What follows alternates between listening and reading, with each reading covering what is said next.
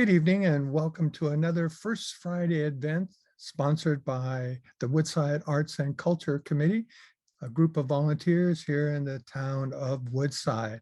And the first Friday of every month, we try to invite our public to a wonderful presentation of interesting art, history, or literature. And this evening, we are very lucky and quite pleased to have Natasha, an artist whose studio is in Half Moon Bay, share with us her wonderful medium, which is unusual. She paints on silk. She creates fantastic art, not just you can hang on your wall, but that you can hang on your body as well, as you will see in her presentation this evening.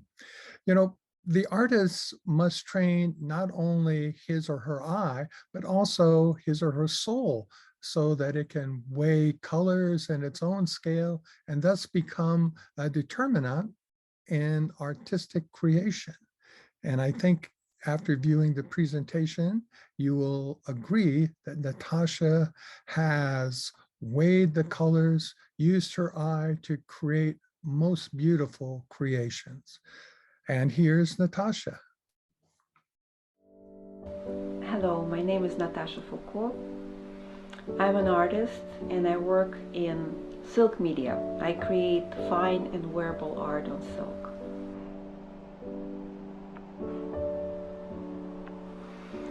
At about age 14, I started to notice beauty. Just really very strong feeling. I saw it in unexpected places like dirty window, glass with liquid in it, and old streets. And I went to the art school, children's art school. I started late, so for me it was I tried to catch up, and I got completely into it. Actually, my mother tried to get me out of my drawing place because I stopped going out, stopped meeting friends. I was addicted to drawing, paintings. Then at my art college, there was a course of silk painting. At this point, I was doing a lot of different things. I was doing oil, pastel, watercolor, etchings. Actually, my diploma was in etching. And I contracted hepatitis B, which is a very dangerous disease of the liver. In Russia, they reuse needles, so I got injected with dirty needle. So it was pretty serious. I was actually pronounced dead. When my mother called the hospital, they told her that your daughter is already dead. So it's pretty magical that I'm still here, because at this point in Russia there was not much medicine.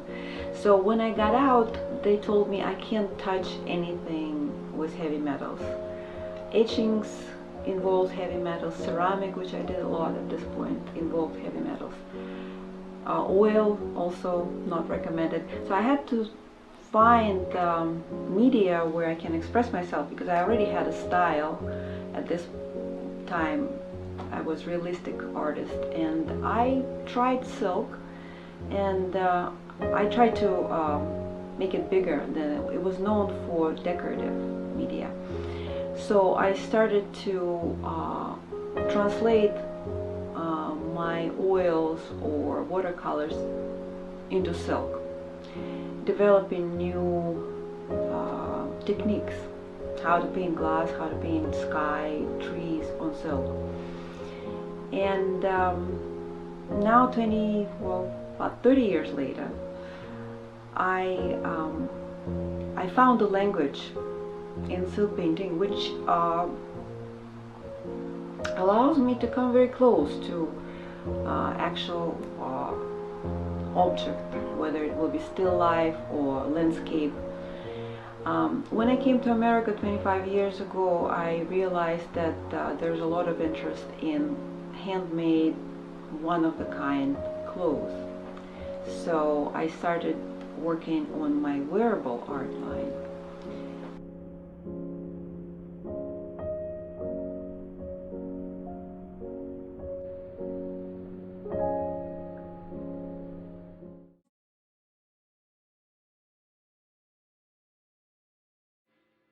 one of the big pluses of making wearable art is that I still making art, which is my favorite thing, and I can sell it because I have collectors who buy my fine art and who buy a lot of my fine art, but as soon as they run out of wall space, that's it. Because we're competing with centuries of art. Art doesn't go anywhere. Art is collected and kept, and nobody will get rid of it. So they fill their walls, that's it. And with wearable art, you have it in your closet and you wear a different piece of art when you decide it. One of the challenges of creating wearable art is you have to come up with the design which is number one is attractive, beautiful, and doesn't take forever to produce, because it's not something you're gonna put on the wall, which is very similar. You just wear painting on you, so you kind of become a wall for that painting.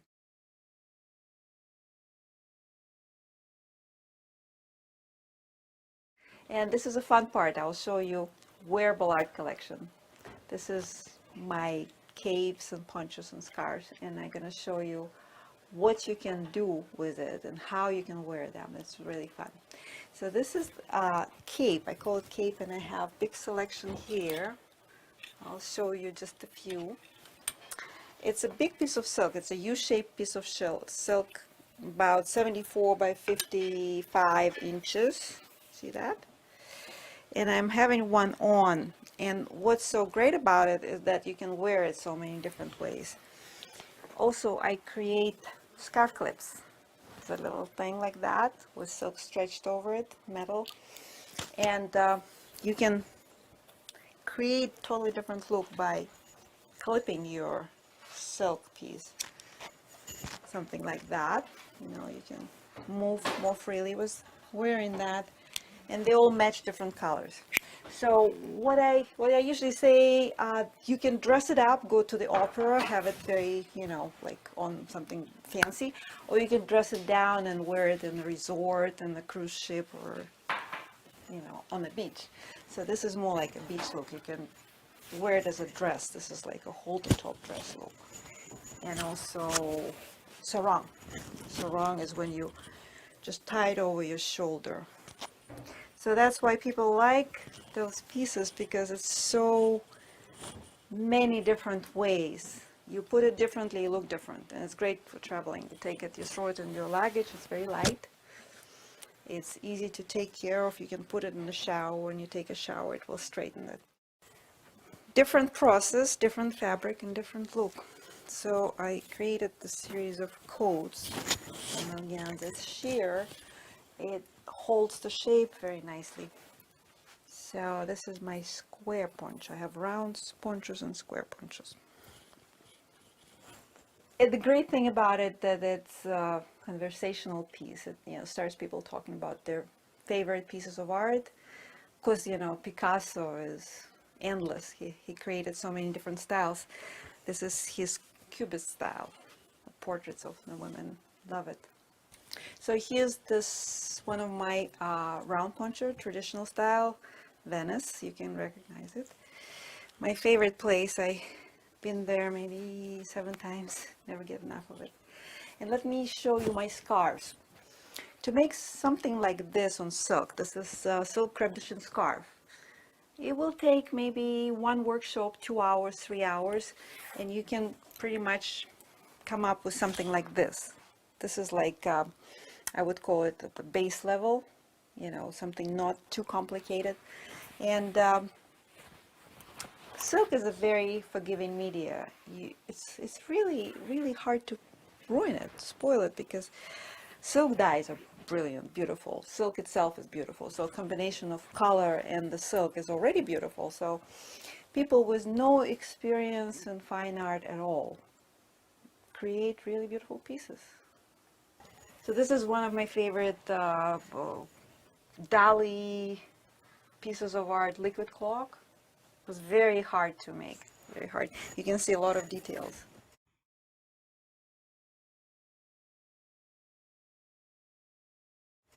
And I want to show you how I work on camisoles. Let me show you some camisoles which I already made. They come in different sizes and they come already sewn, already made. So it is a little challenging to work on that, and now I'm gonna show you my special secret frame and how I approach the process. So like I said, it comes in 4 different sizes, and the frame allow me to get the size by, you know, widening this area. So I already worked on the back side. Here's the back side, and now we're gonna start working on the front. I did draw the design. This is gonna be blue heron flying over the oceans. So this is very important tool. I'm gonna use it to apply gutta. Gutta is what contains the color, because colors otherwise they spread real quickly. So I have to very carefully outline my design with this kind of glue. Gutta is made with rubber cement glue, gasoline, and paraffin. Back in Russia, I was making my own gutta because, of course, we didn't have silk dyes for sale or gutta for sale, so I know how to make it in case we run out. Okay, so here gonna be beautiful bird. So I keep this board. I don't want a color or gutta to get on the other side. So the key is to make sure that there is no holes between gutta. You have to make very thorough connections. And I try not to take my hand off until the line is completed and connected. So I noticed this line might be a little bit too thin, so I double it. Now we're back to the cami. What I'm doing now, I make the line on the side so the color wouldn't travel on the other side. And before applying the line, I painted blue, because background will be blue. I don't want white line to be visible here. So I'm gonna close both sides, and then we'll do the background. It will be dark background for the contrast. The bird will be mostly white with some shadows. So I'm gonna use dark blue, purple, green, and you will see how to blend the colors together and mix them right on silk.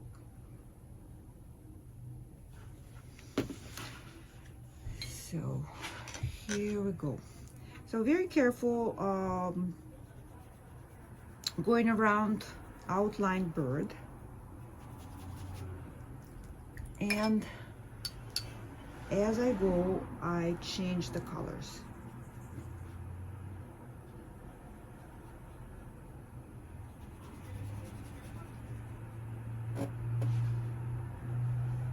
So the idea of the background, it has to be dark, but it has to be colorful as well.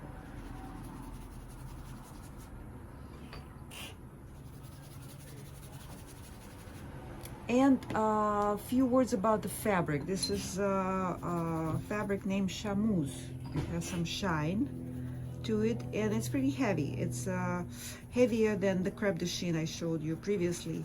So you can see my lines are pretty thick in order to contain the color on that fabric.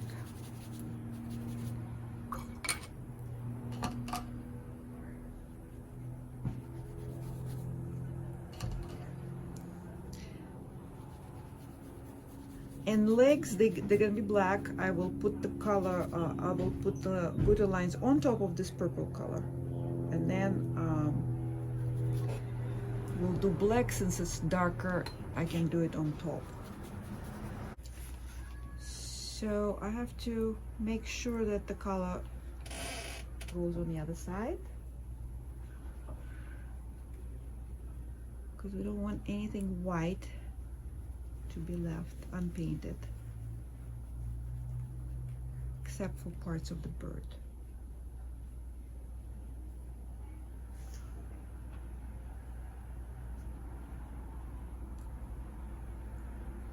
Yeah, this chamois fabric is very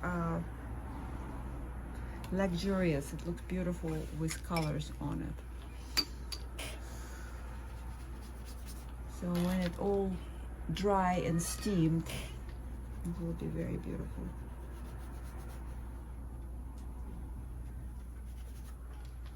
So it's like 3, 4, 5 different colors mixed together. The majority of them dark blue, but you can see many variations here.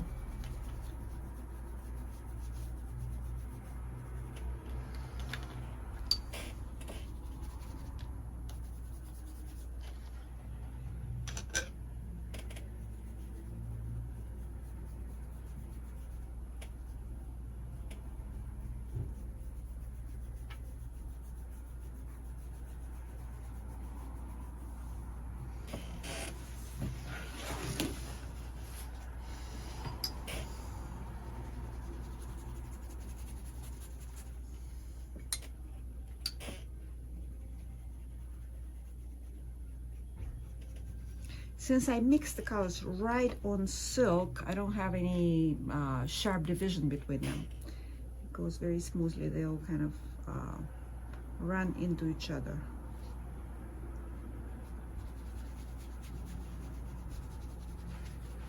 I do use the palettes to find precise color, but when I do the background, I recommend to mix the colors right on silk. It looks more natural and free. So you see what happened here. My line was a little bit too thin, even though it did look pretty solid, but for this kind of fabric it's thin. I'm gonna redo the line when it dries, and there's always a way to fix the mistake, because you know, it seems like you've done it and that's it, and that's kind of a special skill to be able to fix it. But usually when you're done with your work, it doesn't look like you imagine it will look in the beginning, because things happen like this, so it has to be fixed and it will change the design. So I'm gonna make another line, and we'll try to make it look like it's supposed to be that way. I can't touch it now because it's still drying. So we're gonna finish the whole background, and then we'll figure how to make that wing light. After the background dry, I will reinforce the line and I will wash this area. Of course, you can't wash the color completely off, but it will get lighter, and I will still get the contrast between the background and the bird.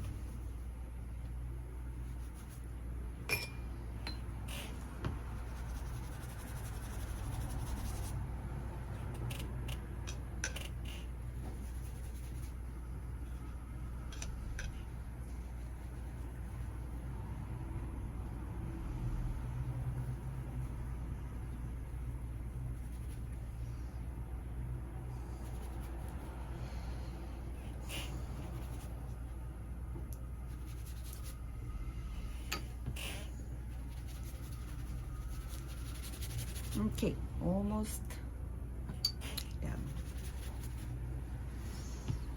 But you know, if you never tried to paint on silk, you should absolutely give it a try, because it is absolutely the most enjoyable thing you can do, because it's magical how colors spread, how they behave with salt, with water drops. There's many different ways to change the get the texture.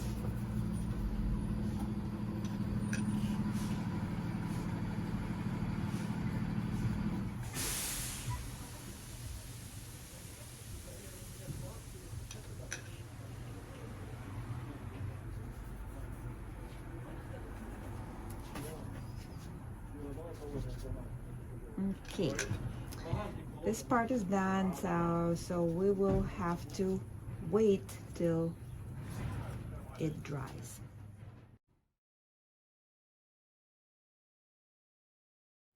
Now I'm gonna start to work on a piece of fine art, the painting, right? So how does it work with paintings? I travel, I take photographs, and then I make sketches. This one is the pelican from Point Lobos, just most recent. I already made attempt on that design on a scarf, and now I want to make a painting of it. So I'm gonna draw my design right on the silk. This is a heavier silk. It's a silk crepe de chine 16 mummies. It's a weight of silk, so it's perfect material for fine art paintings. So I'm trying to make it exactly how it is on a photograph. I copy my every detail. That's why I like to work from the photographs, because my concept is that you can't create anything more beautiful than already there in the nature. So I just try to repeat it as close as I can. Of course, I put it through my, mind and my feelings. I add something and I show it the way I saw it, but I have to have the details to be able to show the whole, spectrum of, shapes and colors which I see in the nature. So this is white foam, which I'm going to outline, and it will be blue water, and the rock which birds sit on, I'm going to show you how sea salt works. So first we'll outline the bird. We have here on the coast so many pelicans, and they're such interesting birds to watch. In Point Lobos, I never seen it before. It was trees covered with birds, like a whole bunch, maybe 20 birds on one tree. So interesting. And I often go to the harbor here in Half Moon Bay to watch pelicans. How they fly, and they look like pterodactyls a little bit. Prehistoric. So, okay, the rock here, I'm gonna paint multicolor, and I cover it with salt to get the texture of the rock. So we'll take many different colors here. So I'm working with my red label jacquard silk dyes.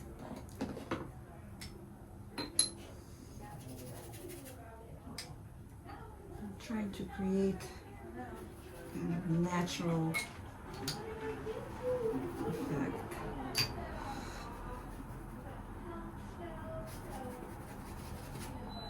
So you see that the color stays within the lines. That's most important.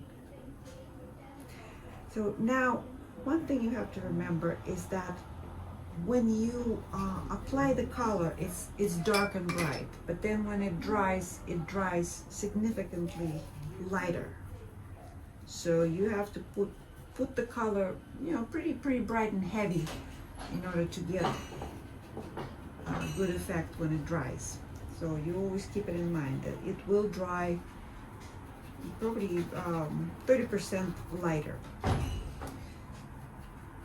Steaming the dyes, which make them permanent and sets them, brings the vibrancy and brings a little more brightness to the color. But still, the intensity you have to do by getting, you know, the full darkness of the color and a contrast, light and dark. Like for example, in this case, the bird gonna be light color. So the color has to be wet in order for the salt to work. So what I do, I just sprinkle the salt onto wet surface, and then a few minutes later you will see what it will look like. I might still add shadows and individual rocks on that, but first I just want to create this texture of the stone. Now the bird here has multiple feathers, and they're not necessarily white. So what I'm gonna do, I'm gonna paint that area light olive yellowish color, and then on top of that color, when it dries, I will put the lines for feathers. So it will be, this is, I call it underpainting. This is not the final layer. It's just in order to get good on top of that. So we'll let this area dry and work on it when it completely dries. Now we can do the neck. So the neck is lighter than the body, so we'll just make it wet and put soft shadows on the bird. Okay. So here is what I use as a palette. It's just regular tile. And since the colors can be reconstituted, I usually leave many different colors on my tiles, and I can always pick them up with a wet brush and get them liquid. So that way it's always kind of many different colors to pick from right on my palette. So brown, purple, you know, I want the shadow to be colorful. Little orange.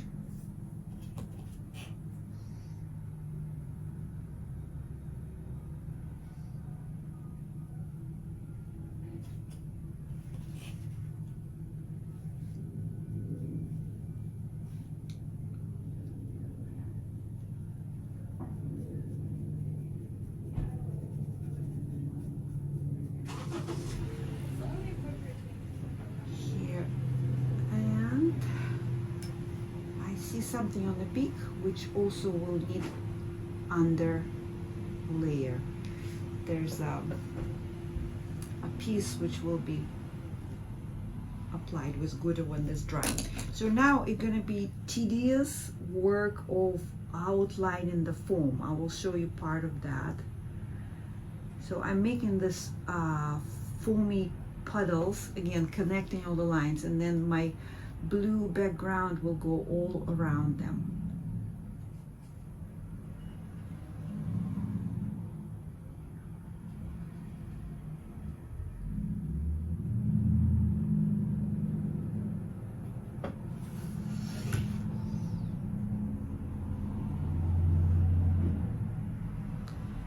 In the beginning, it might seem a little difficult to work with glitter. It just takes practice, because, you know, faster you move your hand, more delicate, beautiful lines you can get.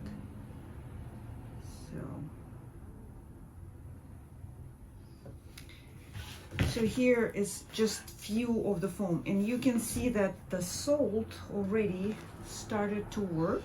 I'm gonna show you what it looks without.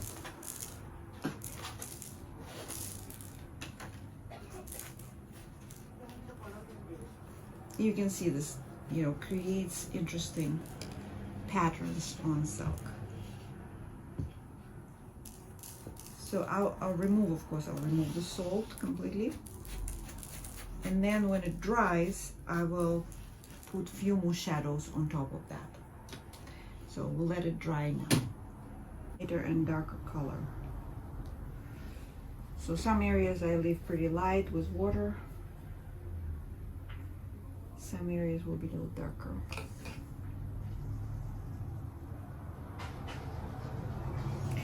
Yes, on a beautiful sunny day, Point Lobos. What a pleasure to watch those birds there. Yeah. Maybe just touch of different color here and there.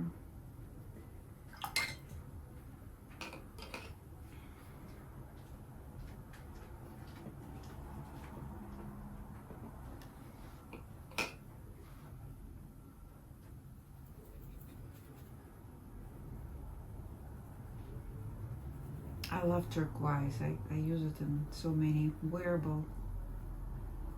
It's one of my favorite. Very happy color. Okay, so I'm gonna make darker up above. I just want to close all the lines, like that's what I'm talking about. If I leave this like wet, it will dry sharp. So I have to make sure that it's all painted, connected. Here, so we see that the color of the water changing all the way through. So I'm going to be darker on the bottom and a little bit darker on the top.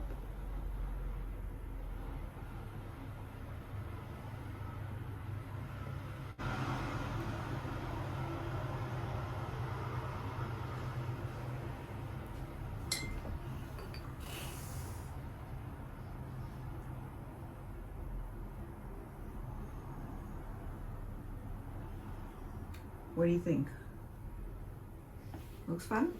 Very beautiful. Yeah. It's amazing to see how painting is born, Right. how beautiful work is coming alive. Yeah, that's what's so magical about silk, because it just, you know, it starts moving and changing, and different light make it look different.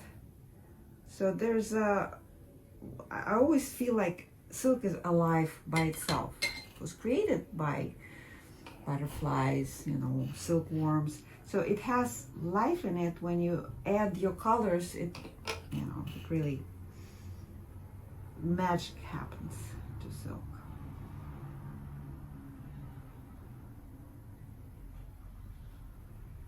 I really hope that somebody will pick up silk production, because China dropping it. I just found out that they cutting mulberry trees, reducing silk production because it's very labor intense. So it is now harder to find variety, and of course the price is much higher, but hopefully somebody. But China has, I don't know, it's like more than like 500 years of silk production. They are the gurus of that.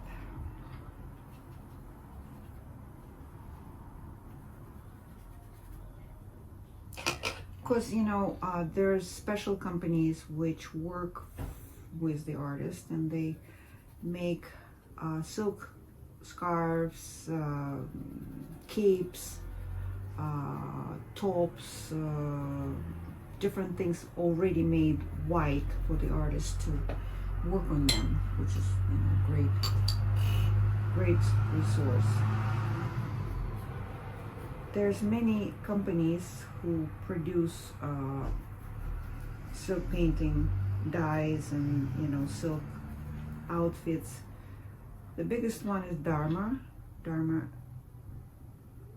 trading company based in San Rafael. They have a pretty big selection, but there's many other companies. Hillsburg company named Rupert Given and Spider, they make the only silk dyes which produced in America. So I'm working mostly with their dyes. The name is Jacquard Red Label. Red Label is just the indication that they can be steam fixed, because they have another brand of green label, which can be fixed by dipping it in dicet concentrate in a fixative, which is not ideal, but it works for classes and for people who don't want to get equipment before they know that they're going to continue working on silk.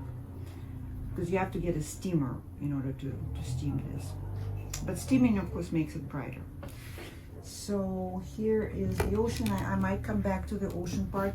I'm gonna do a little bit work on the feathers, and here, the rock, I want to make some structures, kind of like shadows between different parts. And I'm applying all this on top of the color, which already dried. So that will be my details for the rock. I'll fill them up with some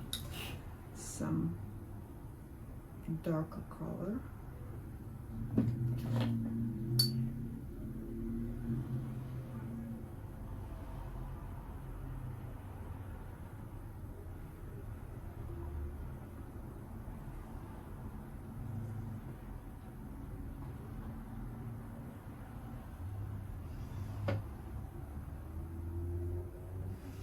Okay, here is the rock, a little more detailed.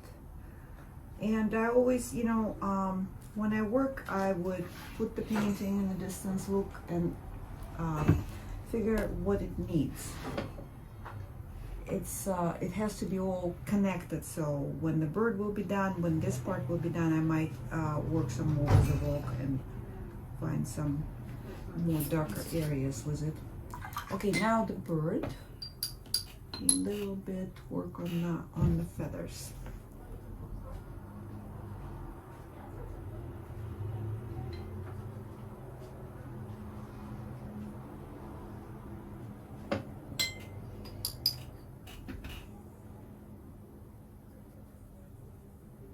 I'm mixing black, brown, and I already have lines which create interesting texture.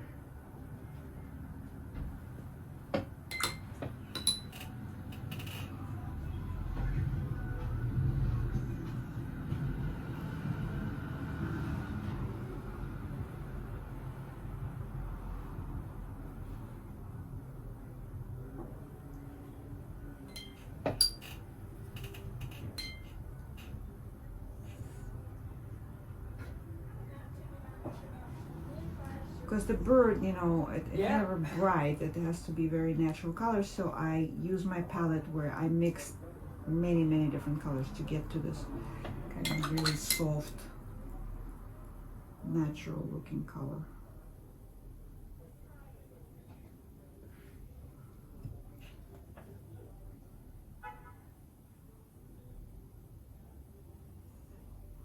There's a little blue influence on the side here from the ocean reflection.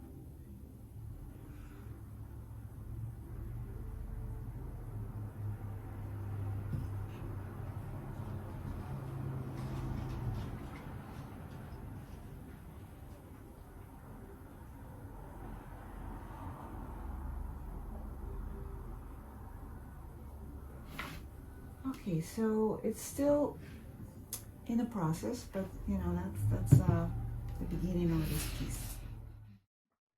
Natasha, thank you for a wonderful presentation. I had no idea what it was like to paint on silk, and now I have greater insight into that and to your particular view of the world, which is beautiful, the way you blend those colors. So thank you for joining us this evening. And with that, I would just like to end with the fact, because her presentation was filled with so much wonderful color, that color is really the keyboard. The eyes are the harmonies, the soul is the piano with many strings, and the artist is the hard hand that plays, touching one key or another to cause vibrations in the soul. Now that was Kandinsky, another Russian artist, who said those words the first time. I'm sharing them with you this evening because I certainly felt my soul vibrated by all the wonderful artwork that Natasha brought to us. So thank you again, Natasha. Thank you all for joining us. And we look forward to seeing you in March, where Jesse Cool will be giving us a presentation. So as always, stay safe, stay healthy, and take care of each other. Good night.